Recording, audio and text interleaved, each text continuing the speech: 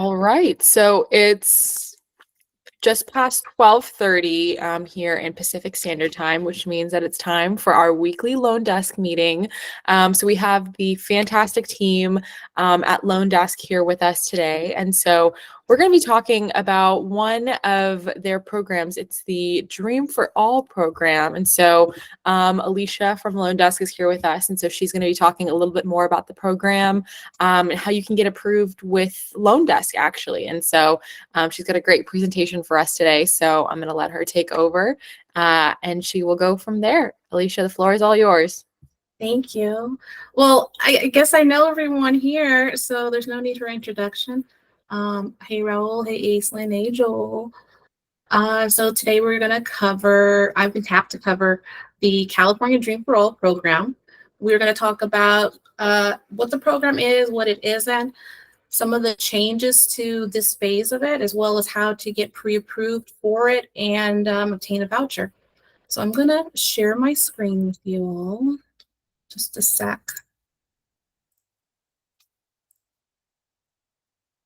Okay, can you see my screen all right? Yes, we're all good. Okay. Let's see. Okay, so California Dream for All is coming back around beginning April 3rd. So just like last time, it's a loan, and you should consider it something of a solid second. No monthly payment on it. However, the loan is paid in full when you sell your home or do a cash out refi. The loan is for 20% down. It's for 20%, not to exceed $150,000. So that puts you at a max purchase price of $750,000. Impact are required to be held, taxes, and you are also, the homeowner is also required to take 2 home ownership classes. The first is an 8-hour class, and the other one is a 1-hour course. The combined cost of the courses are about $349. So that's something that you should let your borrowers know if they're considering applying for the program. It's an upfront cost. So CalHFA requires that all borrowers are first-time home buyers. And a first-time home buyer is considered to be anyone who hasn't purchased a house in the last 7 years or held ownership in the last 7 years. They also have to be a first-generation homeowner. This is unable to be verified, so they require that the home buyer provides a letter of attestation stating that they are, in fact, the first-generation buyer. They must meet county income limits.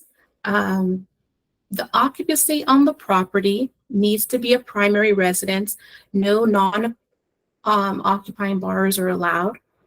And the property type has to be a 1-unit property. Condos, manufactured homes are permitted, and homes with ADUs as well. Just like any other CalHFA program, the borrowers have to qualify under the same parameters. They need to have a 660 minimum FICO score. 45% is the max DTI that's allowable if they're under 700 FICO.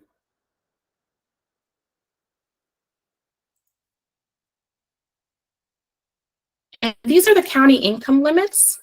I can also, if you guys want, I can also send you the list of the full list. This is a snapshot of what it is, though. And you're also welcome to go to the CalHFA website as well for it, too. Does anyone have any questions so far? Aislinn? Okay.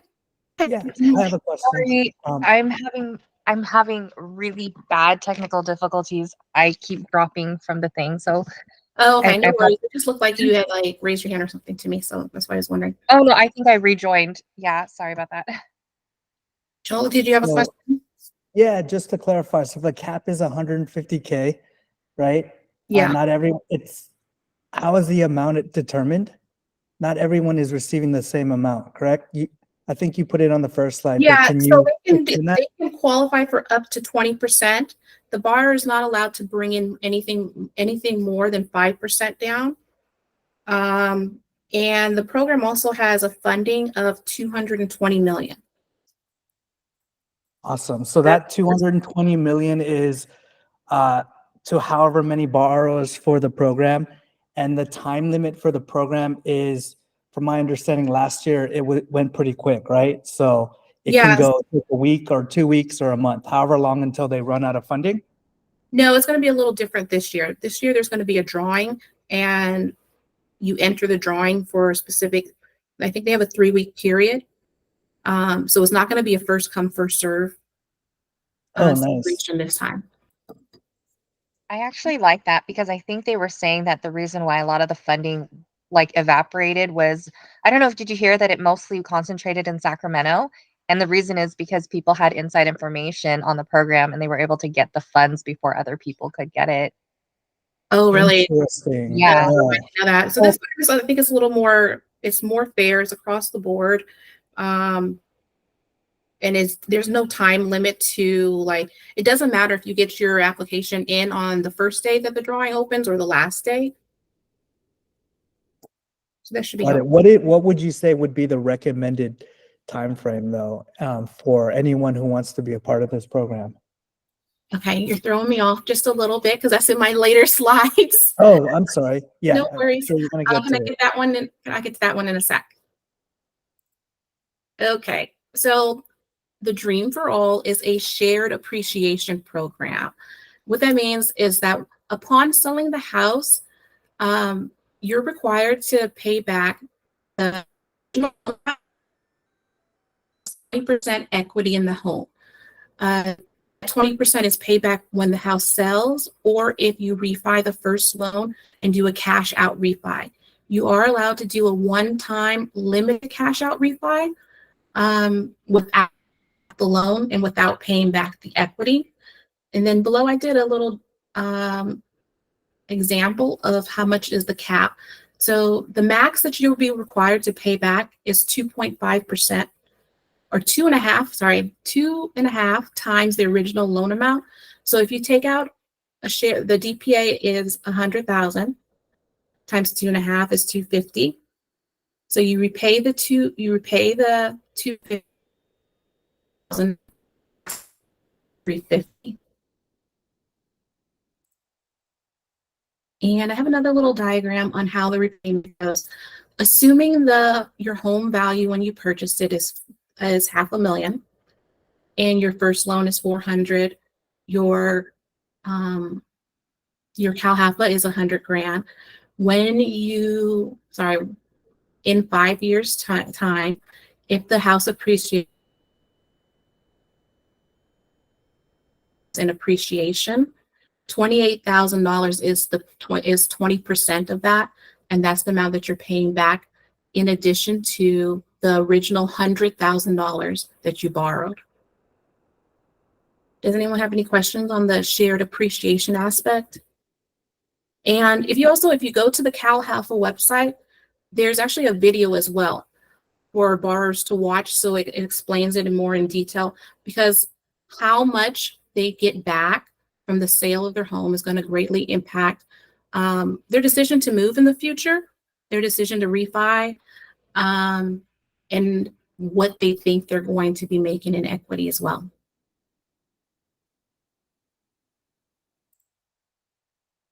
So, like I said, this program is a little bit different this year.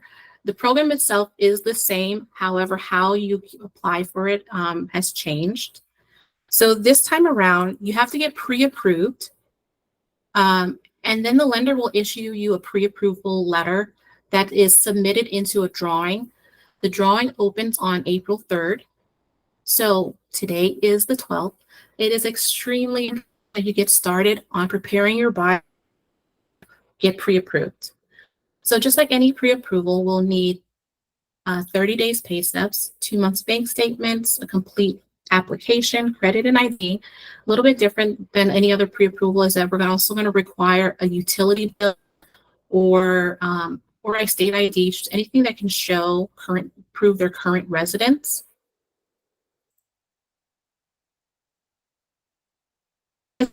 that a lot of people have about is the documentation that they're providing, and that kind of like the important that we get as much as we can in those early stages, so that when they are in contract, the process goes by a lot faster. Some of the things that we look for when we're seeing pay stubs, on this case in the corner there, we have overtime income of $10,000. Overtime income per 10 grand, average over the course of 2 years, can dramatically change someone's buying potential. So that is important for us to have. And then on the bottom, we have a copy of the bank statements. We're required to do 2 months of bank statements. Sometimes when people provide their bank statements, we see things that make us to need further documentation. So in this case, this a couple deposits, $1,000, and those are considered large deposits by lending standards, and they have to be sourced. And so further documentation would be required. Getting these things when they're in the pre-approval stage is extremely important, because we can get ahead of the ball and start requesting those, the source of these large deposits now, versus up against a strict timeline. And if we know it in advance, it goes by a lot faster. And sometimes when people get in contract, it doesn't stop for them. So they are extremely busy with. We can do some work early, and when they're in contract, things will go further. On what's needed to get pre-approved. Okay. So once they are pre-approved, they have all their documentation in, they've spoken to Raul, and they have their pre-approval letter. The pre-approval letter is submitted into the drawing beginning April 3rd. The drawing is completely random, and the date of the actual drawing has yet to be determined. That's something that you can follow along the CalHFA website, check in your LO to see if they've. Once they are selected for the drawing, they will receive a voucher. The voucher for the program is good for 90. If they don't use the voucher, it does go to someone else who's on like the waiting list. Your buyer has 90 days to go into contract. If they choose to not use it at all, it goes to someone else. So yeah, and LoanDesk is approved right now with 2 lenders that are using the CalHFA program, Sierra Pacific and Kind Lending. And they are estimating that once the program opens, that pre-approval could take 2 to 3 days. So again, it's so important to get on the ball, to get started looking for those documents so we can get the ball going on getting them pre-approved. Because once the drawing opens, I think there's going to be more of a frenzy to get pre-approved versus now. But we can help by getting ahead of things and get started a little early. Alicia? Yes. So for the 90-day voucher, they just have to go into contract. They don't have to close, right? So they can go on like day 87 and still be fine. Yeah. They just have to be in contract. And then they submit that to the lender to let them, so the lender knows that, they're still eligible for the program. Okay. And if by any chance they get accepted and they decide later on they don't want to be a part of this program, can they potentially take their name off? Yeah, they can. And there's going to be a wait list. They haven't announced how long the wait list is going to be, but yeah, it'll go to the next person who wants the program. Awesome. So like I said before, we have a number of loan officers here at LoanDesk who could assist on getting your buyers pre-approved. Several other CalHFA programs available. And I'm sure if you connect with your LO or any LO at LoanDesk, they'll be able to assist you and tell you more about some of the other programs that are offered. The other programs that are offered are not, they're DPA programs, they're down payment assistance programs, but the seconds do have, this CalHFA program is the only one that has no, that just 2nd with no monthly payment attached to it. And does anyone have questions? Then I think I did it. Alicia, Yeah. sorry, we had a new internet provider and I don't think this is working out. So I missed quite a bit of the thing. So if you've no already gone worries. over it, I apologize. But so I understand that, if you do a cash out refi or sell the home, you have to pay back the down payment assistance and the appreciation. But what happens to, like, let's say you never sell the house? Is there I think I remember taking a course when the Dream for All first came out. They said something like after 30 years, whether you sell or refinance or not, you have to pay it back. Is that still the case for this newer version of it, or? Yeah. So when the house is paid off, Mhm. yeah, you do have to pay off the DPA. Okay, The so 30 you have years to comes out, yeah. I guess, account for that then when you budget for the future, right? That you got to pay it back at the end. Yeah. Is it kind of like a balloon payment then, in a sense, like the whole chunk is due at once? I would say I personally think it's more like a silent second. Okay.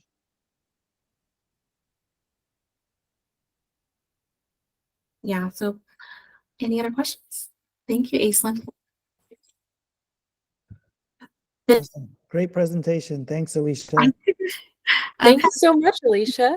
If there are no other questions, then we will wrap up today's LoanDesk session. But you can always get in touch with Alicia. She's left her email on the screen right over there, or any of the other LoanDesk members. We do these rooms every week on this day at this time, Tuesdays at 12:30 p.m. Pacific Standard. So we'll be here again, same time next week. I believe next week is going to be a mortgage market updates room. And so we will be presenting all of the exciting things that are going on in the mortgage industry right now. And we'll have our head of mortgage, Joe, in here to talk more about that. So thank you so much, Alicia, for your lovely presentation today. And thank you so much to everyone that took the time out of your day to be with us here in rooms. So I hope everyone has a great rest of their Tuesday, and we'll see you guys again next time. Thank you. Thank you so much. Bye. Mm.